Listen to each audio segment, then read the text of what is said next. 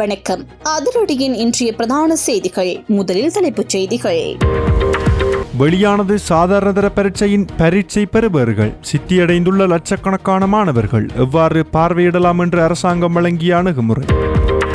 நாட்டை அதிர வைத்த இளம் மருத்துவரின் மர்ம உயிரிழப்பு குறித்த பெண் தொடர்பில் அடுத்தடுத்து வெளியான தகவல். காதலன் தொடர்பிலும் கசிந்த உண்மை. நடந்தது என்ன? பிள்ளையானுக்கு சரத் பொன்சேகா வழங்கிய 400 துப்பாக்கிகள். உதய கம்மன்விலவுக்கு எதிராக போர்க்கொடி. அம்பலப்படுத்தப்பட்ட உண்மை. வெளியான பதிவு. ரத்து செய்யப்படுகிறதாம் பயங்கரவாத தடை சட்டம். ஆனால் ஒன்றுக்கு பதிலாக இன்னொன்று. அரச தரப்பிலிருந்து வெளியான தகவல். இறுதிப் போரில் களமாடிய மஹிந்தவின் மகன் நடத்தப்பட்ட பொய் நாடகம் உண்மையை உடைத்த முக்கிய புள்ளி. வெளியான திடுக்கிடும் தகவல். ஜாலில் இளைஞனுக்கு நேர்ந்த சோகம். வாகன பயிற்சிக்கு சென்ற போது நடந்த விபரீதம். அதிர்ச்சியில் உறைந்து போன குடும்பத்தினர். நடந்தது என்ன? வெளிநாட்டில் பதுங்கியிருந்து கொண்டு தன்னை கைது செய்ய வேண்டாம் என கூறும் பஸ்ஸில் நீதிமன்றம் பிறப்பித்த அதிரடி உத்தரவு. அச்சத்தில் நடுங்கும் ராஜபக்ச குடும்பம். 15 முறை தப்பியோடிய கோட்டபாய நீதிமன்றம் வெளியிட்ட திடுக்கிடும் தகவல். இளம் பெண்ணொருவரை திடீரென சுற்றி வளைத்த போலீசார். விசாரணையில் அம்பலமான திடுக்கிடும் தகவல். உடமையில் மீட்கப்பட்ட ஆபத்தான பொருள். நடந்தது என்ன? சாலேவின் உண்ணாவிரதம் தொடர்பில் அமைச்சர் வெளிப்படுத்திய தகவல். அம்பலமான உண்மை. தொடர்பான விரிவான செய்திகள். விரிவான செய்திகளுக்கு செல்ல முன்னர் இது போன்ற செய்திகளை உடனுக்குடன் அறிந்து கொள்ள எமது அதிரடி சேனலை சப்ஸ்கிரைப் செய்து கொள்ளுங்கள்.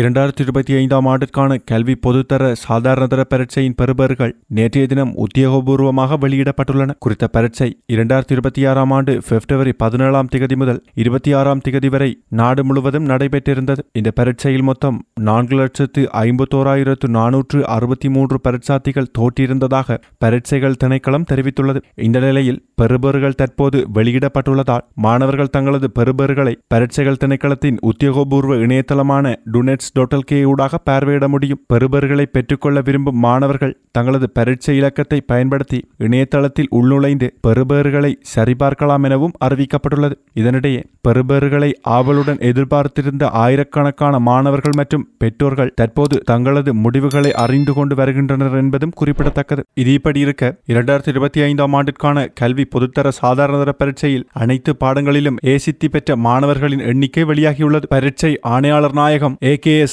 இந்திகா குமாரி வெளியிட்ட தகவலின்படி பரீட்சைக்கு தோற்றிய 4,51,463 பரீட்சார்த்திகளில் 11,790 பேர் 9 பாடங்களிலும் ஏசித்தி பெற்று சிறப்பான சாதனை படைத்துள்ளனர். சாதாரணதர பரீட்சை பெறுபவர்கள் தொடர்பாக இன்று நடைபெற்ற ஊடகவியலாளர் சந்திப்பில் கலந்து கொண்டு கருத்து வெளியிடும் போதே அவர் இந்த தகவலை அறிவித்தார். அதேவேளை இந்த ஆண்டு 2,25,748 மாணவர்கள் உயர்தர கல்வியை தொடர்வதற்கு தகுதி பெற்றுள்ளதாகவும் தெரிவிக்கப்பட்டுள்ளது. 9 பாடங்களிலும் ஏசித்தி பெற்ற 11,790 மாணவர்களில் 11,651 பேர் பாடசாலை விண்ணப்பதாரர்களாகவும் 139 பேர் தனிப்பட்ட விண்ணப்பதாரர்களாகவும் இருப்பதாக அவர் குறிப்பிட்டுள்ளார். இதே நேரம் பரீட்சைக்கு தோற்றிய மாணவர்களில் 7,419 பேர் அனைத்து பாடங்களிலும் தோல்வியடைந்துள்ளதாகவும் தெரிவிக்கப்பட்டுள்ளது. இதனிடையே கடந்த ஆண்டுடன் ஒப்பிடும்பொழுது விஞ்ஞானம் மற்றும் கணித பாடங்களில் சித்தியடைந்த மாணவர்கள் வீதமும் அதிகரித்துள்ளது. அதன்படி விஞ்ஞான பாடத்தில் இந்த ஆண்டு 70% மாணவர்கள் சித்தியடைந்துள்ள நிலையில் கடந்த ஆண்டு அது 69.07% இருந்தது. அதேபோல் கணித பாடத்தில் இந்த ஆண்டு 72.03% மாணவர்கள் சித்தியடைந்துள்ளதுடன் கடந்த ஆண்டு அந்த வீதம் 71.06% பதிவாகியிருந்தது. தெல்டெனிய வைத்தியசாலைக்கு அருகில் சந்தேகத்திற்கிடமான முறையில் நிறுத்தப்பட்டிருந்த கார் ஒன்றிலிருந்து மர்மமான சூழ்நிலையில் சடலமாக மீட்கப்பட்ட பெண் வைத்தியரின் மரணம் தொடர்பான விசாரணைகள் தீவிரமடைந்துள்ளன.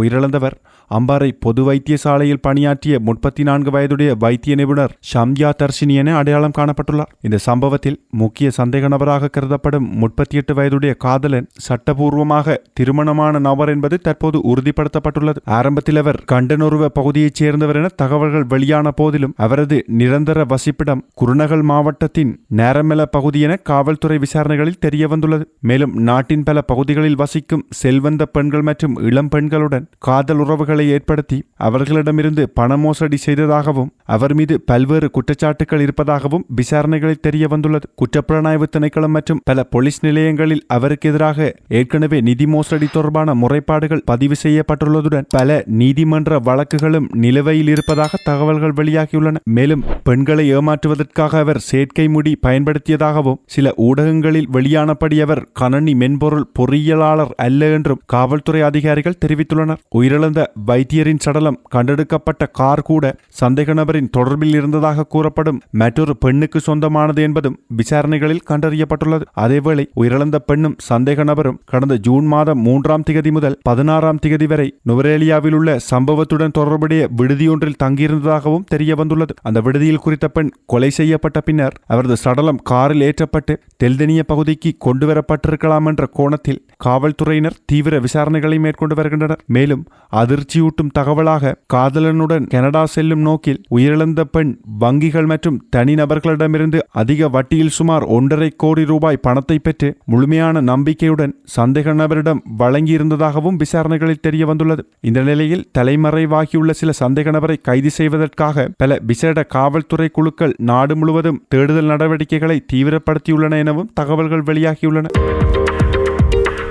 தடுப்பு காவலில் உள்ள முன்னாள் ராஜாங்க அமைச்சர் பிள்ளையானுக்கு பாதுகாப்பு அமைச்சகத்திடமிருந்து ஆயுதங்கள் வழங்கப்பட்டதாக நீதிமன்றத்தில் பொய்யான வாக்குமூலம் வழங்குமாறு உதய கம்மன்பில அறிவுறுத்தியிருந்ததாக ஃபீல்டு மாஸ்டர் சரத் பொன்சேகா மீண்டும் நினைவூட்டியுள்ளார். தனது முகநூல் பதிவொன்றின் மூலம் இந்த விடயத்தை வெளிப்படுத்தியுள்ள அவர் இந்த விவகாரம் தொடர்பான உண்மைகள் ஏற்கனவே 2 மாதங்களுக்கு முன்னர் நீதிமன்றத்தில் நடைபெற்றிருந்த விசாரணையின் போது வெளிச்சத்துக்கு வந்திருந்ததாக தெரிவித்துள்ளார். சரத் பொன்சேகா குறிப்பிட்டதன்படி பாதுகாப்பு அமைச்சினூடாக பிள்ளையானின் குழுவிற்கு 356 T-56 ரக துப்பாக்கிகள், 36 9 மில்லிமீட்டர் கைத்துப்பாக்கிகள் மற்றும் ஒரு மெஜிக்ரோ ரக துப்பாக்கி உட்பட 400க்கும் அதிகமான ஆயுதங்கள் வழங்கப்பட்டிருந்ததாக கூறப்படுகிறது. எனினும் அந்த ஆயுதங்கள் இதுவரை பாதுகாப்பு அமைச்சகத்திடம் மீள ஒப்படைக்கப்படவில்லை என குற்றப்புலனாய்வு திணைக்களம் நீதிமன்றத்தில் அறிவுறுத்தியுள்ளதாகவும் அவர் தெரிவித்துள்ளார். மேலும் இந்த வழக்கில் தொடர்புடைய ஒருவரை நீதிமன்றத்தில் பொய்யான வாக்குமூலம் வழங்குமாறு சட்டத்தரணி ஒருவர் அறிவுறுத்தியிருந்ததால் அது சட்ட நெறிமுறைகளுக்கு முற்றிலும் முரணான செயல் என சிரேஷ்ட சட்டத்திறனிகள் கருத்து தெரிவித்துள்ளதாகவும் அவர் சுட்டிக்காட்டியுள்ளார். அத்துடன்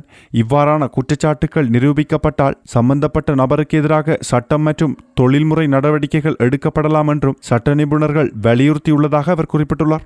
இந்த விவகாரம் தொடர்பாக அரசியல் வட்டாரங்களில் மீண்டும் பரபரப்பு ஏற்பட்டுள்ள நிலையில் குறித்த குற்றச்சாட்டுகளுக்கு உதய கம்மன்பில தரப்பில் இதுவரை உத்தியோகபூர்வ பதில் எதுவும் வெளியிடப்படவில்லை என்பதும் குறிப்பிடத்தக்கது.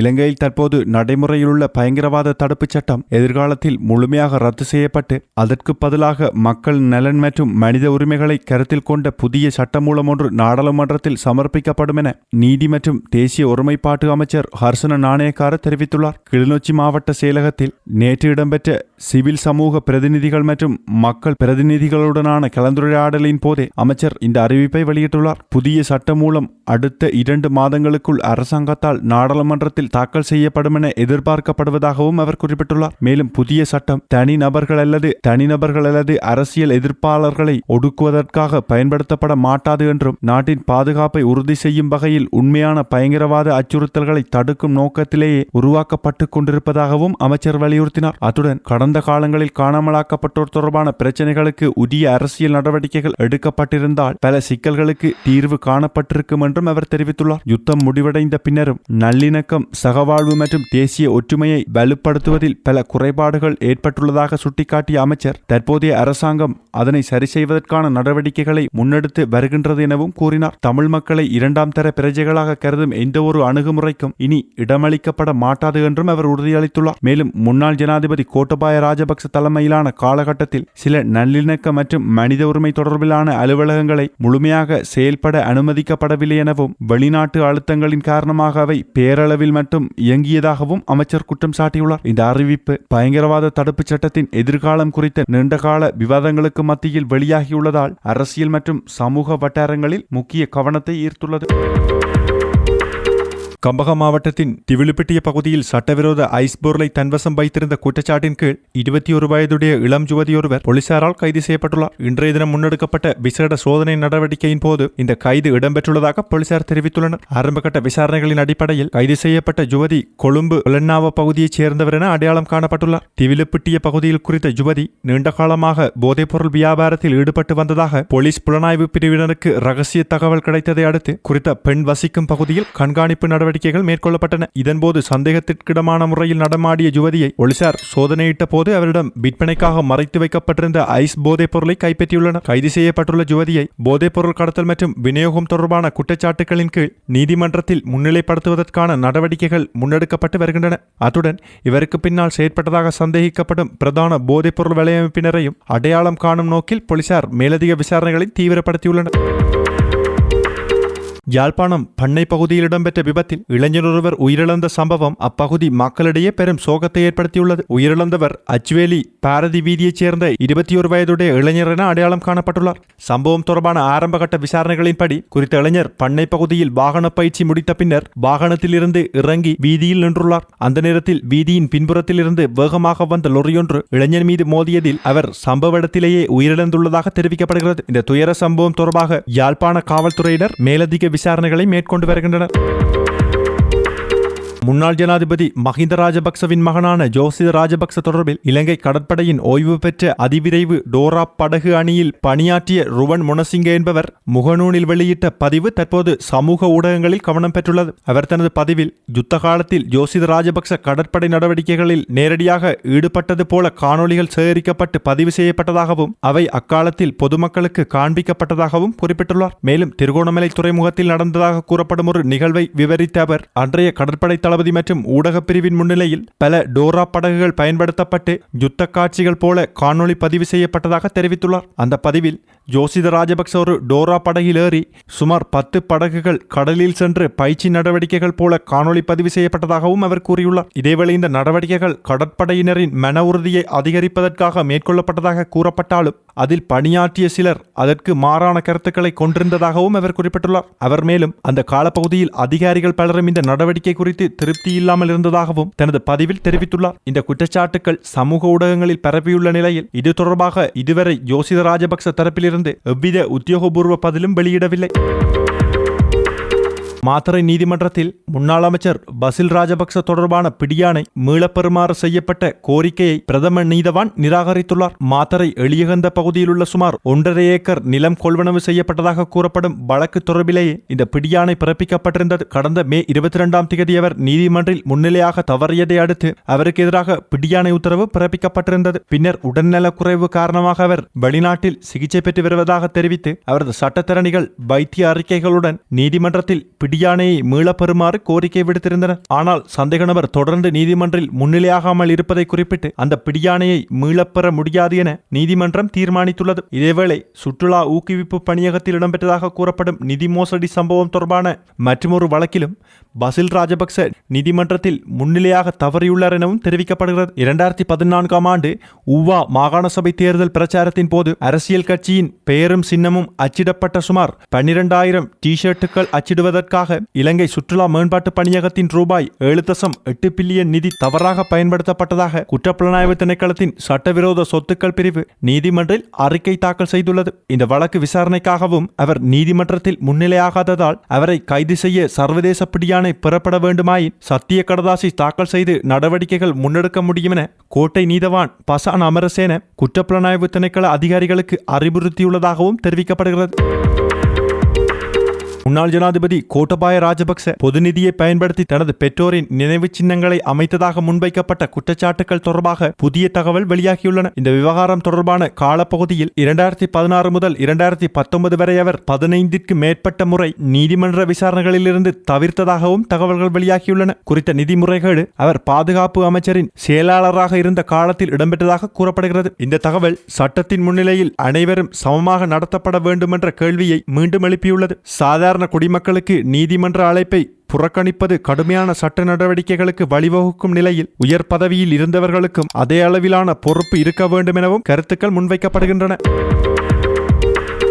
தடுப்பு காவல் உத்தரவின் கீழ் வைக்கப்பட்டுள்ளதுடன் தற்போது வைத்தியசாலையில் சிகிச்சை பெற்று வரும் முன்னாள் அரச புலனாய்வு சேவையின் தலைவர் சுரேஷ் சாலே உணவு உட்கொள்வதை மட்டுமே தவிர்த்து வருவதாக சுகாதார அமைச்சர் நலிந்த ஜெயதிச தெரிவித்துள்ளார். அவர் உடலுக்கு தேவையான ஊட்டச்சத்துக்களை பெறும் பிற மருத்துவ முறைகள் மறுக்கவில்லை என்றும் அவ்வாறு அனைத்து ஊட்டச்சத்துக்களையும் மறுத்திருந்தால் எவராலும் இவ்வளவு நீண்ட காலம் உண்ணாவிரதத்தில் இருக்க முடியாது என்றும் அமைச்சர் சுட்டிக்காட்டியுள்ளார். கொழும்பில் நடைபெற்ற நிகழ்வொன்றின் பின்னர் ஊடகங்களுக்கு கருத்து தெரிவித்த அமைச்சர் முன்னாள் புலனாய்வு தலைவரின் தற்போதைய உண்ணாவிரத முயற்சி பயனற்ற செயலாகும் என தெரிவித்துள்ளார். மேலும் குற்றங்கள் தொடர்பான தகவல்களை மறைப்பதோ அல்லது அதனுடன் தொடர்புடைய தகவல்களை பாதுகாப்பதோ அல்லாமல் குற்றவாளிகள் மற்றும் அவருக்கு பின்னணியில் ஆதரவளித்தவர்கள் பற்றிய தகவல்கள் சட்டமூலத்தின் முன் வெளிப்படுத்துவதே அவர் செய்ய வேண்டிய முக்கிய கடமையாகும் என்றும் நலிந்த ஜெயதிச வலியுறுத்தியுள்ளார். மேலும் இந்த விவகாரம் தொடர்பில் மேலதிக விசாரணைகள் முன்னெடுக்கப்பட்டு வருவதாகவும் அமைச்சர் சுட்டிக்காட்டியுள்ளார். இத்துடன் அதிரடியின் இன்றைய பிரதான செய்திகள் நிறைவடைகின்றன. எமது செய்தி தொடர்பான உங்களுடைய கருத்துக்களை மறக்காமல் கமெண்டில் பதிவிடுங்கள்.